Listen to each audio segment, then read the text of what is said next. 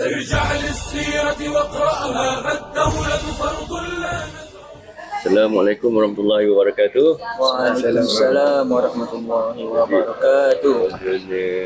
Salam apa dia sejahtera lah pada yang kalau yang bukan Islam yang mengikuti ni. Jadi apa dia malam ni kita nak bincang sembang-sembang santai mengenai cerita pasal masalah sosial. Masalah sosial maknanya sekarang ni dekat medsos sibuk dengan masalah yang bunuh teman wanita, cabul anak, lagi yang seumpama macam tu kan. Jadi kita tu termasuk dalam, kalau dalam Islam dipanggil masalah pergaulan ataupun ikhtilat tadi. Jadi untuk permukaan ni kita bukalah pembahasan kita ni. Macam apa yang kita nak mula dulu. Saya kalau kata berkenaan dengan masalah ikhtilat ni, masalah ikhtilat ni kalau kita tengoklah apa punca dia sebenarnya.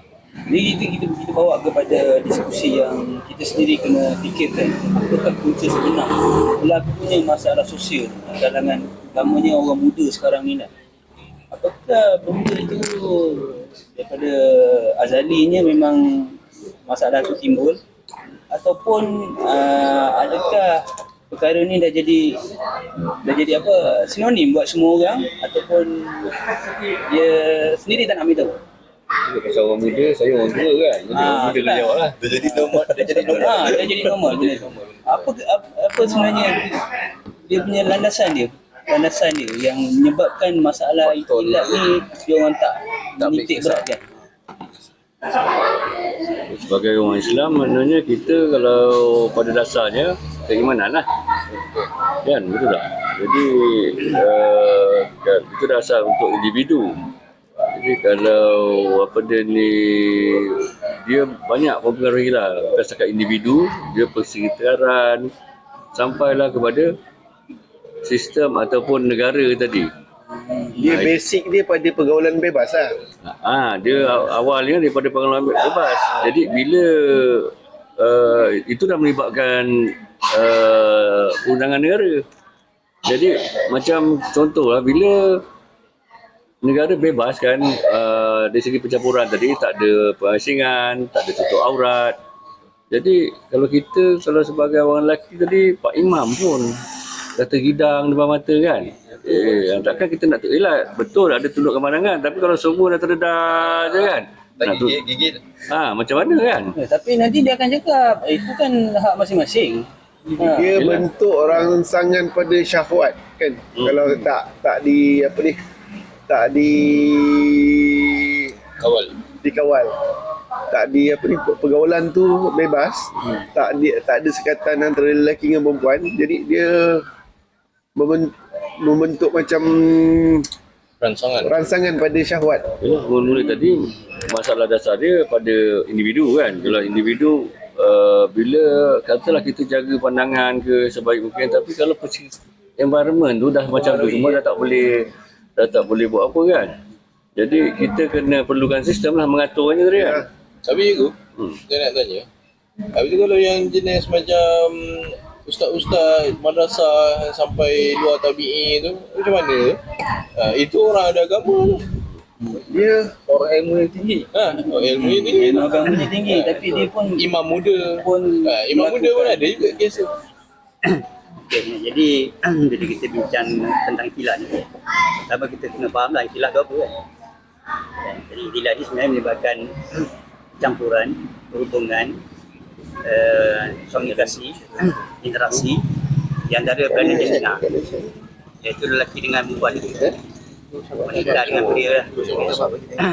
Jadi secara tabiinya manusia ni memang dia banyak interaksi, sama jenis atau berlain jenis dalam banyak urusan kat dunia ni.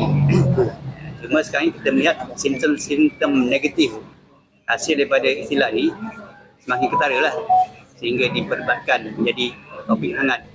Bukan setakat ini, dah lama pun kita nampak kes-kes yang negatif lah hasil daripada ikhtilat ni.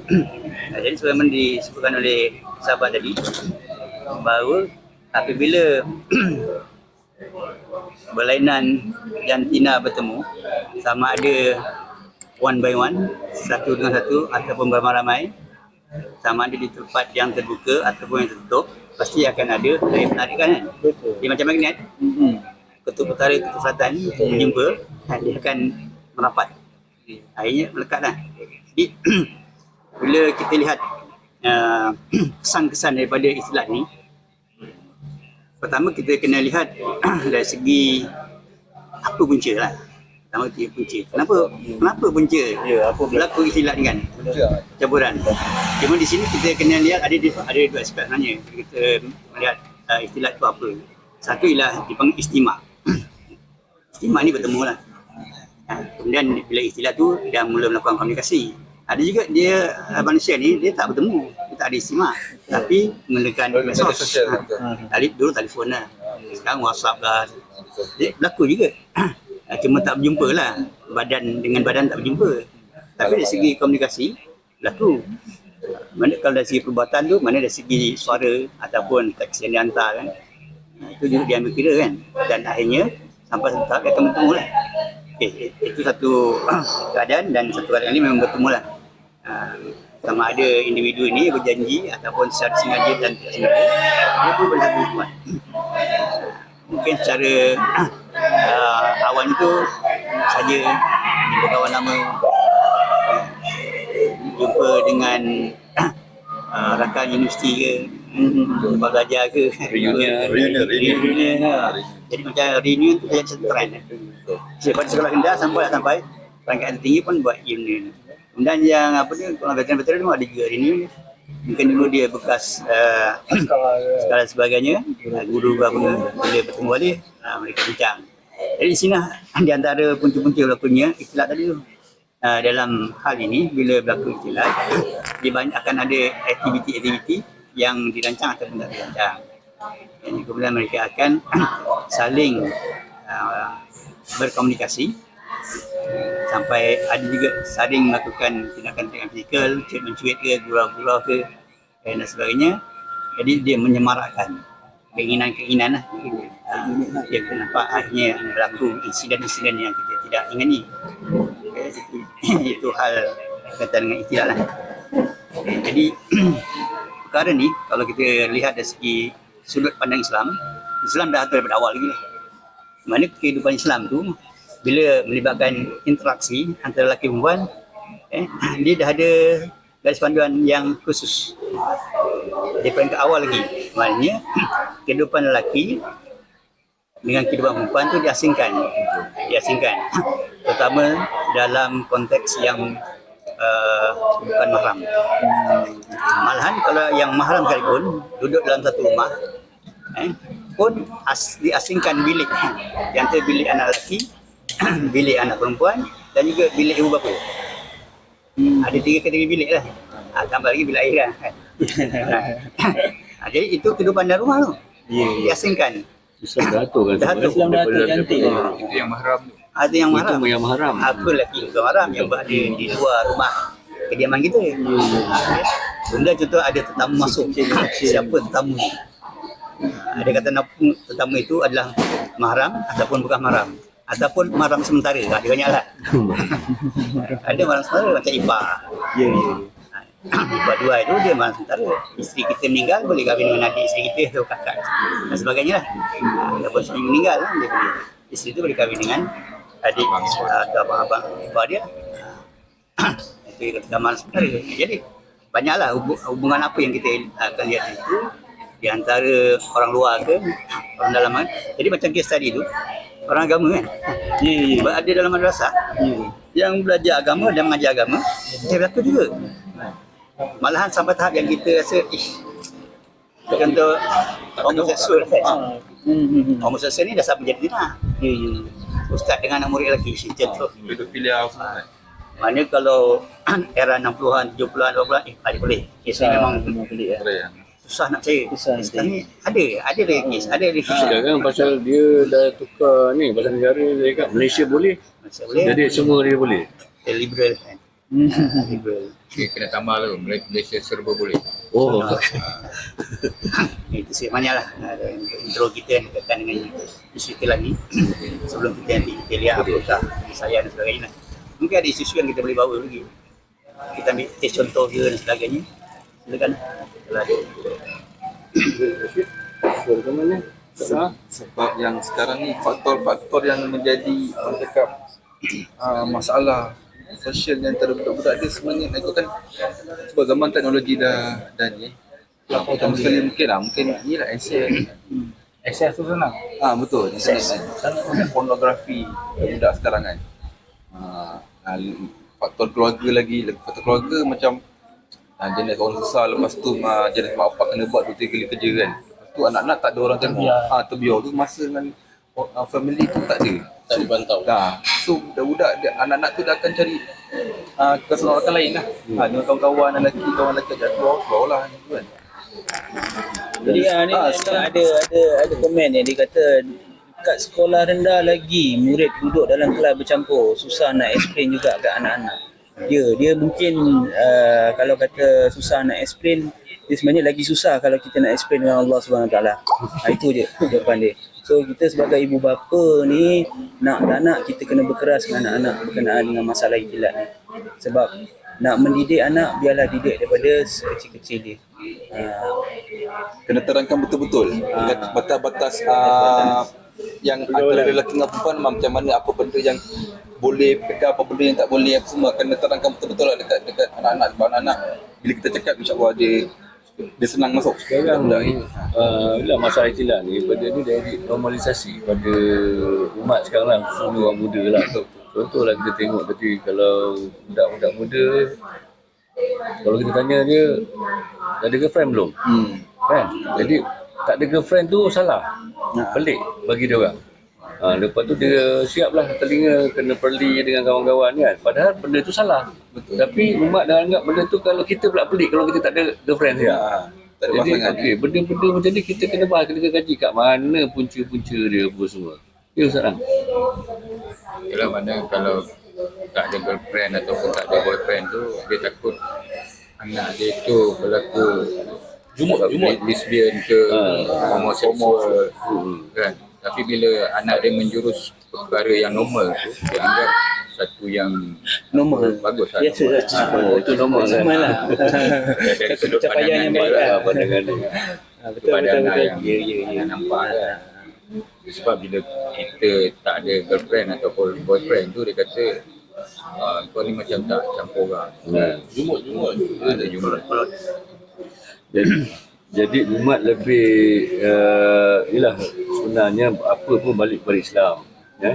Mana Islam dah mengaturkan, macam cikgu cakap, daripada A sampai Z Islam dah aturkan. Betul. Bila kita tak tahu tentang Islam tadi, benda yang normal sekarang ni, benda yang salah pun dianggap benar benda tu kan. Jadi itu yang jadi susah. Jadi pada sekolah pun, cikgu sekolah agama pun sekarang ni dari segi pergaulan dia tak cegah daripada awal.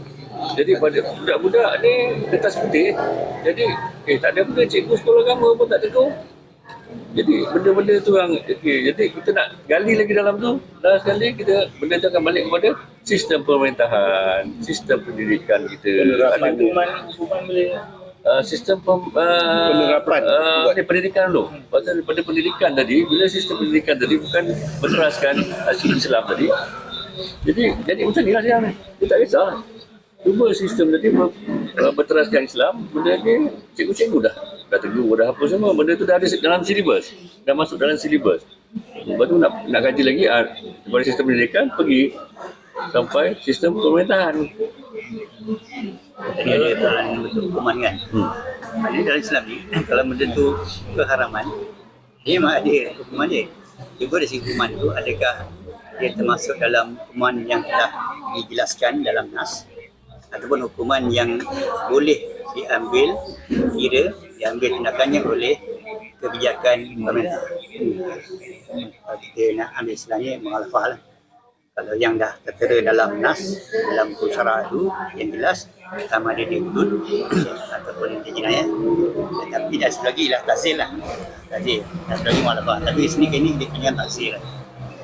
Takzir maknanya boleh ambil je mana-mana hukuman daripada kudus atau jenayah yang bersesuaian dengan kesalahan yang dilakukan. Contoh macam ditangkap keluar dan apa hukumannya. Jadi di situ dia menjurus kepada hukuman ta'zir lah. Mana hakim yang menjatuhkan hukuman tu dia boleh kenakan hukuman penjara ke, sebat ke, contoh. Jadi boleh dikenakan di situ.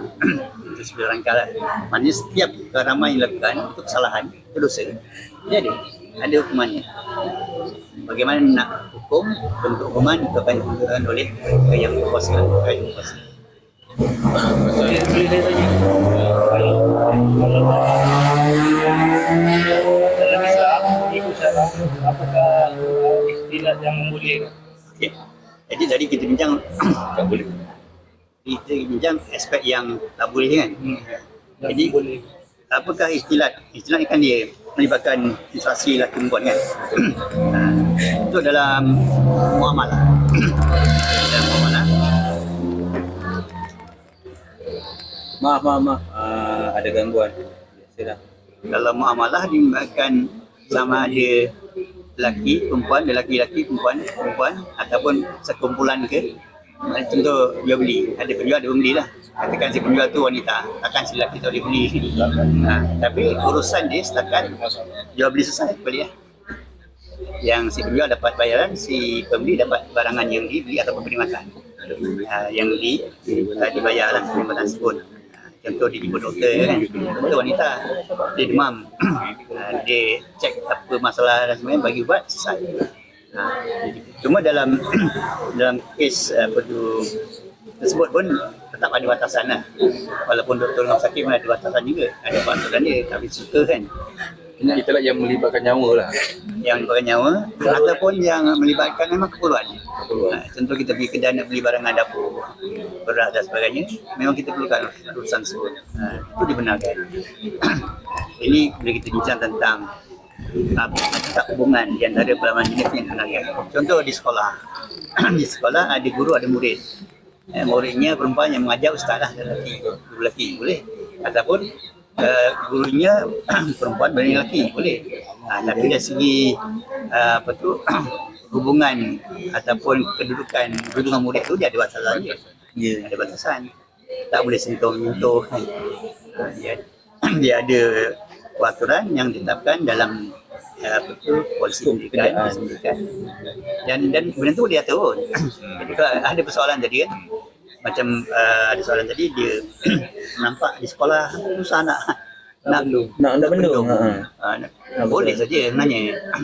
Walaupun dalam satu kelas tu sekarang lah kalau arus kebangsaan ni, aliran kebangsaan dia macam lelaki murid perempuan, sekolah rendah atau sekolah menengah kan. Tapi dalam satu kelas tu kalau dia kan ada meja-meja kan. Kalau dia buat grup pun ABCD, satu grup tu biar semua perempuan. Kalau tak biar semua lelaki. Dan aktiviti dia lah, aktiviti dalam bulan tu jangan dia cross sana cross sini. So regulation ataupun undang sekolah tadi tak bentuk dia orang macam tu kan. Dulu ada sekolah lelaki sekolah perempuan. Ya. Malahan kalau sekolah Inggeris pun ada yang girls school, boys school. St. Andrew dengan Convent. Asing. Sekarang ni makin maju, makin moden, liberal makin sekular lah. Dia sekarang ni kalau nak beli kereta, yang jual tu mesti ada perempuan dalam. Apa perempuan tu punya function dia lagi laku. untuk menarik rangsangan tadi kan. Kita nak perempuan. Itu memang sistem kapitalis. Itu dianggap perempuan ni barang dagangan. Nak jual kereta tapi perempuan punya tarikan tu. Walaupun tak ada kena-mengena pun dengan produk yang dia nak jual tu. Dulu dia letak kemenyan. Sekarang dia letak ke perempuan. Dia jual kereta, jual tayar pun. Dia letak apa function dia kan. Kalau kita lalu dekat Highway Plus tu, dia jual kabel elektrik. Tapi dia kata kabel dia tu maknanya kan berkualiti dia kata. Tapi model dia tu perempuan pakai macam String lah. macam ni. Dekat Highway Plus kita nampak kat situ. Itu berkualiti. Kulit. Berkualiti. Bukan berkualiti, berkualiti. Mana berbalik pada tadi tu kan, mana kita ni manusia ni makhluk sosial kan. Mana Allah Ta'ala dah apa mengatur. Yang tadi kita di dalam rumah tadi tu, itu dipanggil kehidupan khusus di dalam rumah. Mana Allah Ta'ala dah atur. Yang tadi Ustaz Abang ni kata bisa bilik lagi perempuan, mak bapak kan. Maknanya kalau anak nak masuk bilik pun ada waktu-waktu dia yang dibenarkan. Ada ketika itulah, kalau nak jelaskan banyak kan. Lepas tu kehidupan umum. Yang tadi itulah di sekolah, pergi menuntut ilmu tadi, di pasar, bermuamalat. Mana tu memang Allah Ta'ala dah atur batasan dia. Maknanya bukan wanita ni tak boleh apa bermuamalat dan sebagainya. Tapi sekarang dari segi gejala berpunca saya tengok memang dari segi penerapan apa ni Islam sendiri tak dilaksana dalam kehidupan kita. Yang kedua tadi tu dari segi menutup aurat kan. Maknanya non-Muslim dan Muslim tu dia sama, kena menutup aurat. Bukan maknanya Islam saja yang kena menutup aurat kan. Mana yang non-Muslim pun kena menutup aurat. Jadi dekat situ kita boleh mengawal dari segi aurat tu, dari segi pandangan kan. Bila kata yang dia kata kalau pandang sekali tu itu untuk kamu. Tapi bila kedua tu itu dia dah ada hukum dia. Dan banyak lagi lah kan, memang benda ni memang boleh kita atasi, maksudnya bukan mengatasi 100%. Mana kita boleh mengurangi gejala kilat. Jadi dekat situ pun kita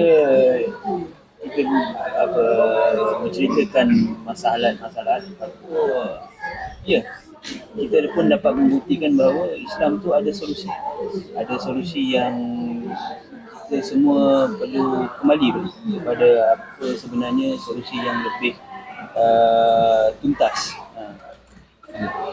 Jadi solusi yang tuntas tadi maknanya tadi kita cakap tadi kepada Ustaz, kepada sistem pendidikan kan. Lepas tu dia sampai kan negara, maknanya sekarang ni negara lah. Bila negara Islam ataupun lebih dikenali sebagai khilafah kan. Jadi sebenarnya bulan Rejab ni pun maknanya peristiwa yang besar, maknanya kejatuhan khilafah. Maknanya yang last sekali di Turki, khilafah Utsmaniyah, maknanya pada 28 Rejab sama dengan 3 Mac 1924 Masihi. Jadi inilah bagi mengingati kejatuhan tu, bukan sekat mengingati. Jadi kita kena berusaha untuk kembalikan semula khilafah tu kan. Jadi dengan tak ada benda tu tadi, itulah masalah yang kita bincangkan tadi tu. Benda tu yang dapat dilaksanakan. Tak dapat. Solusi tu tak selesai semua kan. Selesaikan betul. Itu satu masalah. Ada banyak lagi banyak masalah yang itu satu masalah yang kita masalah bahas. sosial tu baru satu masalah kecil. Belum ada yang ekonomi besar lagi semua sekali kan. Jadi pada malam ni maknanya setakat itu yang kita boleh sampaikan lah. Jadi ada apa nak tambah lagi sahabat-sahabat? Ada sikit lagi sebab benda ni dia termasuk dalam hubungan manusia dengan diri dia sendiri kan. Hubungan yang kita biasa dengar kan, hubungan hablum minallah, kita selalu dengar hablum minallah, hablum minannas kan, hablum minasi tu kita tak biasa nak dengar kan. Kita kurang lah dengar. Kadang-kadang kalau kita buat street dakwah tu, kita tanya tahu tak ini ni ramai yang terlepas pandang benda tu. Dia tak sedar pun. Yang dia ingat dia ada hablum minallah dengan hablum minannas. Boleh tak Ustaz terangkan sikit? Kalau kita bincang tentang hab ni hubungan lah. Jadi ada 3 hubungan ni. Dia sebenarnya bukan 2 lah.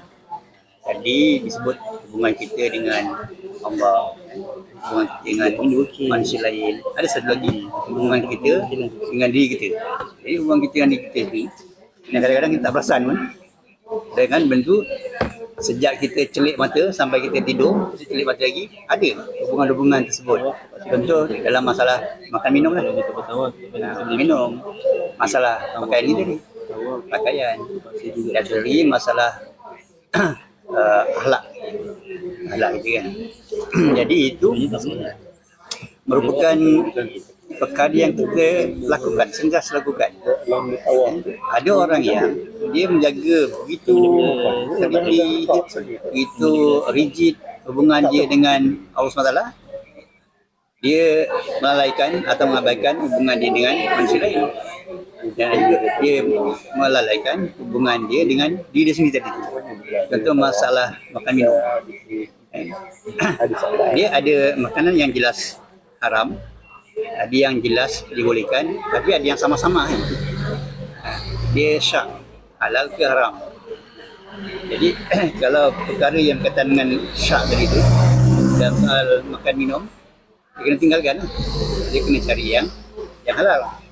Jadi itu sebenarnya hubungan dia dengan diri dia. Dia makan untuk diri sendiri, bukan dia makan untuk orang lain. Kan? Jadi aspek lain daripada makanan juga, dia kena dapatkan daripada sumber yang halal. Ada soalan ni cikgu. Dia kata ni daripada TikTok dengan live kita boleh bahaskan sikit tentang apa itu khilafah. Oh, khilafah. Mungkin ada orang tak tahulah, mungkin pasal apa orang tahu, paling pun kita biasa dengar khalifah kan. Jadi khilafah tu dia orang Dia ada beberapa perkataan yang hampir sama. Khilafiyah ada. Khilafah, khalifah. Tapi kebanyakannya jadi khilafah. Dia keliru mana satu ni kan. Okey, kalau kita sebut khilafah ni terdiri daripada dua komponen lah. Iaitu khalifah dan juga daulah. Itu dua ni membentuk khilafah. Khilafah maknanya dia berkaitan dengan kekuasaan. Ada negara, ada pemimpin negara tu. Negara tu dipanggil daulah, pemimpinnya dipanggil khalifah. Digabungkan tu jadi khilafah. Pemerintahan lah. Bila pemerintahan mestilah ada manusianya, ada tanahnya, ada negaranya, ada perundangannya, ada sistemnya, ada ekonominya. Jadi rangkuman tadi tu kita sebut khilafah ataupun sistem khilafah. Kalau sekarang ni ada sistem presiden, ada sistem kesultanan, sistem raja lah, ada sistem republik. Jadi dalam Islam sistemnya khilafah, sistem pemerintahannya khilafah. Secara ringkasnya begitulah. Maknanya bila sebut khilafah dan pada kita dah tahu, oh orangnya tu ialah kita panggil ketua negara tu khalifah. Negaranya tu ialah daulah. Jadi sistem khilafah. Jadi ringkasnya tadi maknanya khilafah tu sistem mana gue boleh cakap sistem negara daulah dan orang yang berjalan ke sistem tu adalah khalifah. Ni ada satu soalan ni tadi pasal itilat ni. Macam mana pula bila kita mengerjakan ibadat tawaf terpaksa juga bercampur. Ya betul. Itilat bukan saja berlaku di kawasan tempat kita, di tanah haram pun berlaku di seluruh dunia. Di seluruh dunia berlaku. Dan benda ni pun memang ada pertikaian, ada perbezaan pendapat. Ya, kan? Jadi majoriti sekarang ni berpegang kepada pendapat bahawa yang ikhtilat yang berlaku di mataf, tempat tawaf tu dibolehkan kerana berlakunya musaqah. Musaqah inilah kesukaran. Sukar nak asingkan dalam keadaan kata musim haji 1.2 juta ke 2 juta hadir di satu tempat sama dengan luasan yang terhad itu untuk menampung jumlah jemaah yang begitu ramai dan nak asingkan lagi lelaki perempuan. Jadi kalau kita melihat keadaan itu boleh atau tak boleh kita lakukan pengasingan. Jadi macam pendapat mutakhir ini dia lebih cenderung kepada di situ berlakunya persoalan musaqah. Dia tak kata darurat. Kalau darurat tak wajib haji pun. Dia guna musaqah, mana kesukaran. Okay. Jadi akhirnya keputusannya dibenarkan. Kesukaran melakukan tawaf sekiranya dipisahkan. Jadi digunakan istilah musaqah. Dan ini berlaku banyak perbincangan dalam kalangan ulama sekarang ni ataupun pihak-pihak yang berkenaan tentang soalan tersebut lah. Jadi siapa yang pernah mengikuti kursus ibadah haji, mereka akan sentuh perkara ini. Kenapa boleh? Kenapa begitu berlaku? Dan malahan ada yang mengambil pendapat bahawa dalam keadaan tersebut bersentuh lelaki perempuan tanpa syahwat dibenarkan. Mana tak batal lah dia semayang. Itu pendapat mazhab ni. Ada pendapat selain pada Syafi'i. Maknanya bersentuhan lelaki perempuan tanpa syahwat. Ada juga pendapat yang minoriti dari pendapat Syafi'i mengatakan pun boleh. Dalam keadaan musakah je lah. Bukan sengaja lah. Tak sengaja. Bersyarat lah maksudnya. So maksud tak boleh simply kita bagi meletakkan satu kebebasan untuk iktilat tu. Kita tak bendung lah. Kita perlu ada satu syarat yang kuat lah. Satu syarat yang kuat supaya kita dapat mengawal gejala sosial ni. Takut umat ambil mudah lah benda tu kan. Orang kita salah guna kan. Dia takut gunakan perkara ni sebagai dalil dia untuk sosial lah. Kita jangan salah. Kita letakkan satu perkara satu situasi tu kena dengan tempat dia lah. Di tempat yang Hukum tu digunakan pada tempat yang betul. Bukan disalah gunakan. Biasa pun ni dia dalil salah guna kan. Dalil digunakan pada tempat yang tak tepat lah. Ya. Gunakan untuk lebih kepada Kepentingan lah. kepentingan dan emosi dia lah. Menghalalkan dia. Untuk menghalalkan tekak dia. Ada soalan lagi daripada sahabat kita ni. Dia kata kerajaan yang mengamalkan sistem kufur menggalakkan umatnya melakukan maksiat. Itulah kita mungkin boleh bahas sikit lah. Wah, Amin Rashid dengan ni. yelah, Amin Rashid kerajaan ni sekarang ni dia mendapatkan satu keuntungan lah. Keuntungan daripada konsep-konsep luar datang ke terutamanya dalam Malaysia ni untuk generate satu ekonomi profit. Ekonomi dalam Malaysia ni supaya mata wang kita dapat kembali pulih.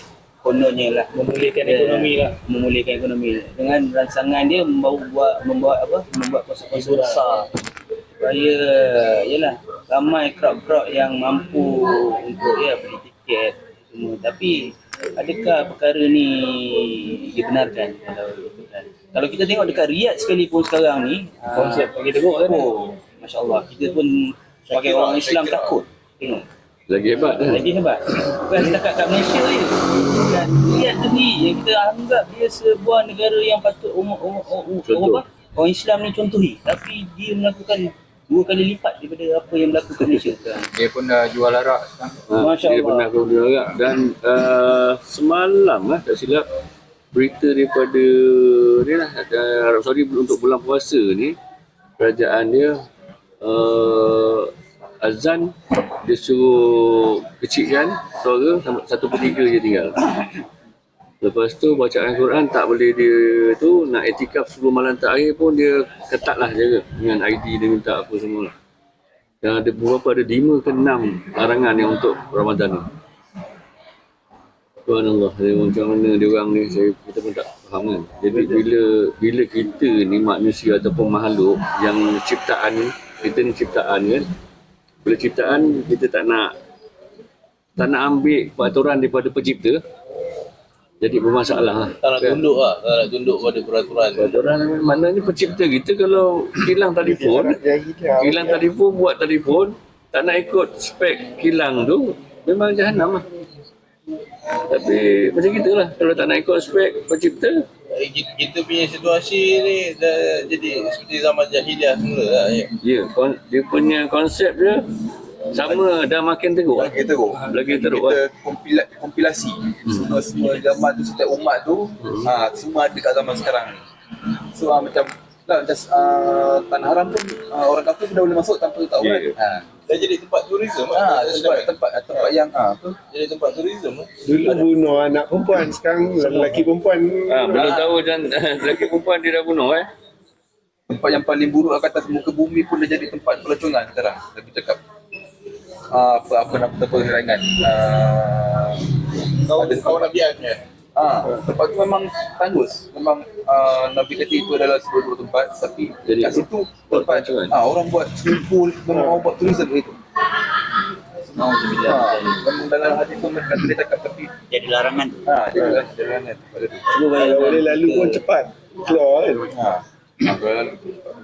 tempat yang pernah diazab oleh Allah Betul. SWT. Tempat sebenarnya tu. Supaya kita, bila kita tengok tempat tu, sepatutnya kita memberi pengajaran. Tapi hakikatnya umat Islam tu sendiri ambil tempat tu sebagai satu pusat hiburan. Berseronok lah. Berseronok-seronok. Adakah benda tu wajar seorang Islam berfikiran bahawa kepentingan yang lebih utama, nilai kepentingan lebih apa, nilai manfaat yang lebih utama daripada apa yang Allah SWT beri pengajaran buat kita umat Islam. Mungkin kita boleh bukan sikit berkenaan dengan itulah, mungkin daripada masalah ikhtilat tadi kita pergi kepada Kembang kecil. sistem lapar. Tapi sebenarnya perkara-perkara yang kita bincangkan kat sini adalah semua terkait rapatlah dengan sebuah negara. Sebab apa? Kalau kata kita duduk dalam sebuah keluarga,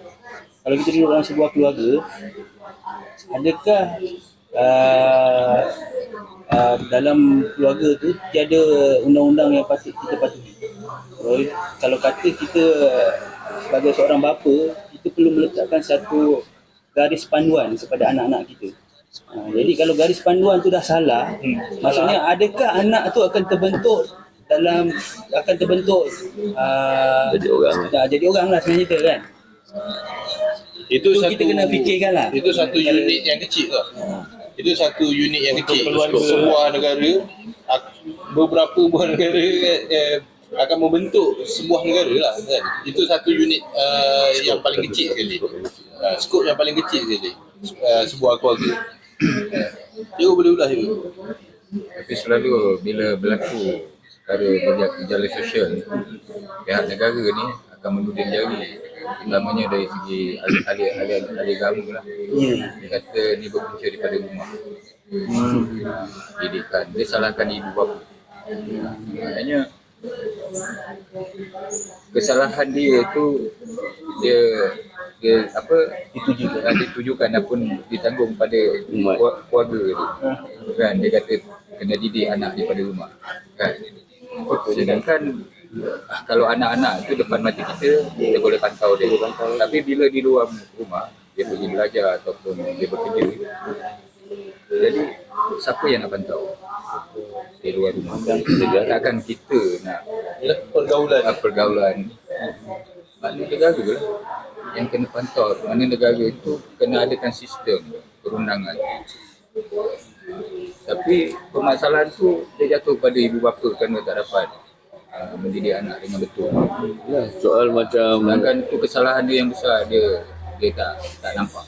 Sebab kalau untuk anak-anak, masa anak-anak dengan ibu bapa, kena tengok daripada umur berapa sampai umur berapa.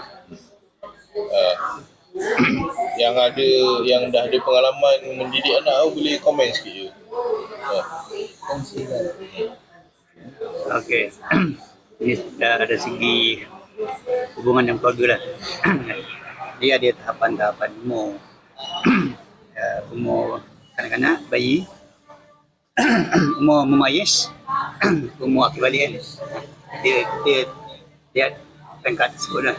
Okay. Jadi kalau macam bayi sampai umur sapi lah, 2 tahun 3 tahun setengah kan. Dia kita kata dia agak bebas sikit lah dari segi pergaulan dia. Dia pun dari segi keinginan syahwat lah semua dia belum ada kan. Cuma bila dah melampau kepada ataupun pergi ke tahapan yang kedua yang memayis tu, dia dah mula belajar mengenal nikmat tu. Jadi dia akan dia mula fikir boleh membezakan, memayis ni dia boleh membezakan Tak ada tali pula ke, lelaki perempuan ke, dia dah boleh dalam apa 7 tahun. dalam 7-8 tahun kan. Lepas tu kalau ikut hadis Nabi tu umur 8 tahun kalau tak solat dah Dah kena pukul lah patutnya. sebab kalau perempuan ada yang 9 tahun tu dia dah datang period, dah ke balik. Macam tahun lepas ada kes yang budak 9 tahun dia dah mengandung. Maknanya dia akhir balik dah haid dah matang ketika itu. Apalagi kalau dah masuk peringkat remaja, hubungan dia lagi sangat perlu jaga supaya tak berlaku perkara yang tak ingin lah. Itu dalam rumah. Tadi pun ada disebut kalau anak kecil tadi anak kecil dia nak masuk bilik bapak dia atau bilik orang tua dia, dia kena ada peraturan tu, ada waktu tertentu tak boleh masuk. Contoh lepas zuhur contohnya kan, nak masuk pun kena bagi salam, ketuk pintu. Lepas subuh tak boleh. Lepas subuh terjah je kan.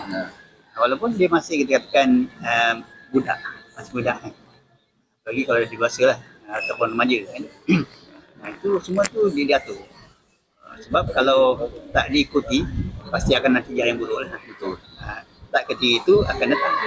Okay. Cuma cabaran yang lebih hebat sekarang ni bila dia ada gadget-gadget ni. Gadget ni yang Itu yang umur belum memayis pun, kanak-kanak kecil pun dah daripada buka. Daripada buka. Bapak juga yang bagi. Ya. Daripada rakam, daripada send. Mungkin TikTok pun dia dah pandai. Tapi ada kawan saya tak pernah jumpa lah. Rumah dia tak ada TV dan radio. Dia cakap, anak kau macam mana? Dia kata dia, okey je kata dia.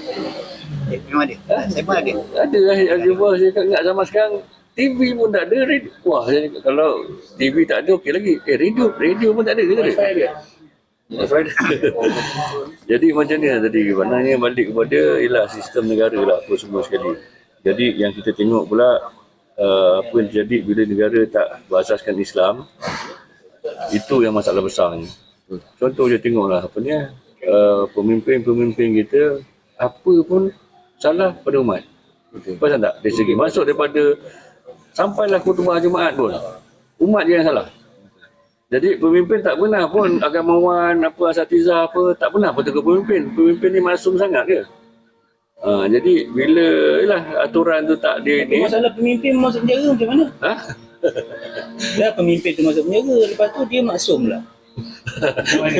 Cuba kita fikir sikit kan. Dia masuk penjara, lepas tu dia maksum. Lepas tu kita ikut kat cakap dia.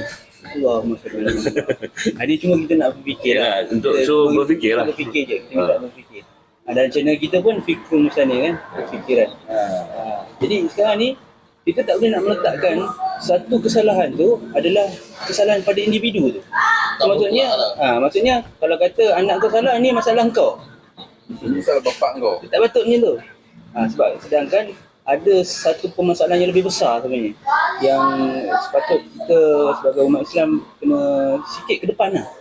Keluar sikit daripada minda kita yang sekarang ni dah terperuk di bawah satu sistem yang kau hal kau, aku hal aku. Sebenarnya kita umat Islam kalau kata rosaknya halak seseorang tu, kita patut kita menegur. Aku nak tambah sikit sebab sekarang kau tengok apa nama tu, kes-kes rogol, kes-kes bunuh hari-hari keluar surat khabar. Betul. Jadinya hukuman yang digunakan sekarang kan, contohlah kes bunuh 302 berkesan hukuman tu. Tak Makin banyak. rakyat tak takut. Betul, tak takut. Dia bila pemikiran orang tu sendiri memang dah rosak. Betul. Kemudian bertambah lagi dengan tekanan. Betul. Kemudian bertambah lagi dengan rangsangan kan, sebab tanya ikhtilat tu. Betul. Kan, hukuman yang diterapkan sekarang ni memang tak sesuai dengan fitrah manusia. Bila tak sesuai dengan fitrah manusia, ini datangnya masalah sekarang ni. Bab tekanan tu saya sedap. Bab tekanan tu pun jadi satu isu. Mungkin benda ni kita boleh bahaskan di kat live seterusnya lah. Kenaan tekanan. Apa tu sebenarnya tekanan dalam hidup kita ni sebenarnya? Tengok lompat jambatan, bunuh diri. Boleh dikatakan kalau kata tiap-tiap minggu. tiap minggu je. Benda tu dah jadi satu kebiasaan. Jika Islam tak ada solusi, kita kena fikir sikit lah. dekat tak ada solusi yang sesuai untuk kita ikut. Kita mesti nak yang terbaik. Semua orang nak yang terbaik, dan yang terbaik itulah jadi panduan kita. Yang terbaik tu datangnya daripada mana lagi kalau kita nak ambil? Daripada pencipta kita lah. Okey Wan, ada satu soalan daripada viewer. Isu artis Malaysia yang mencadangkan rumah pelacuran untuk mengelakkan kes cabul. Nampak? Boleh faham? Apa? Itu pun satu masalah juga kan. Dia bukan satu, ni bukan masalah apa tau. Dia sebenarnya dia dah ada masalah pemikiran dia. Otak dia dah rosak lah. Dia dah terlalu fikir yang bahawa melahirkan pusat maksiat mampu untuk mengurangkan maksiat. Membendung maksiat lah. Ada Hebat. Ingat dia power lah, ingat dia handal, ingat Jadi apa guna jabatan agama? Dah dia jabatan agama ni menangkap orang-orang maksiat. Lepas tu kau menubuhkan kau menubuhkan pusat maksiat. Bagi fikirkan pejabat agama tu. Macam dulu kan ramainya anak luar nikah ni kan dia menyediakan satu pusat untuk anak-anak luar nikah. Seolah dia menyediakan pusat tu untuk menggalakkan, bukan mencegah. Sepatutnya dia mencegah puncanya daripada mana? Perkara apa ni? Tabung bayi. Kan dia tempat apa nak orang apa anak luar nikah mengandung, dia ada macam rehab dia dapat kan. Dia apa semua. Jadi macam katalah kan dia punya solusi bila manusia yang terbatas yang akalnya tak nak ikut pencipta kita punya solusi. Jadi macam tu lah. Dia lagi teruk lah kan. Jadi kalau kata dia apa, kalau rogol banyak buat rumah pelacuran. Jadi maknanya pelacuran tu jadi halal lah. Boleh lah kan. Jadi ada lesen, bayar cukai, dia boleh lah. pusat pelacuran patuh syariah boleh. Jadi tak mungkin akan datang kalau kita tak ada, memang tak mustahil jadi kan.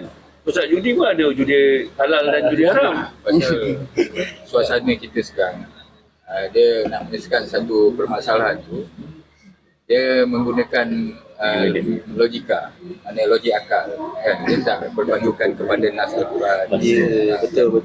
Hadis Rasulullah. Itu nafsu semata. Mana kita lihat bila perkara tu dia memuaskan akal dia, maknanya perkara tu boleh dilakukan. Sedangkan dia bertentangan dengan hukum syarak. Kan? Itu kadang kita tengok kalau kita kata orang yang berpandangan macam ni, kita kata dia Islam liberal. Tapi dia mungkin tak akan terima lah kalau kita menuduh dia Islam liberal kan. Dia Islam progresif je tu. Progresif. Islam progresif. Modern. Islam modern. Radikal lain ni, radikal lain. Tak, radikal dia Islam kafah. Sebab konteks radikal tu adalah menyeluruh kan. So kita kena faham lah, kata dasar dia menyeluruh. So memang Islam tu menyeluruh lah. Radikal lah, betul lah Islam tu radikal. Dia menyeluruh ke semua. So isu akan datang kita akan bincangkan pasal tekanan. InsyaAllah.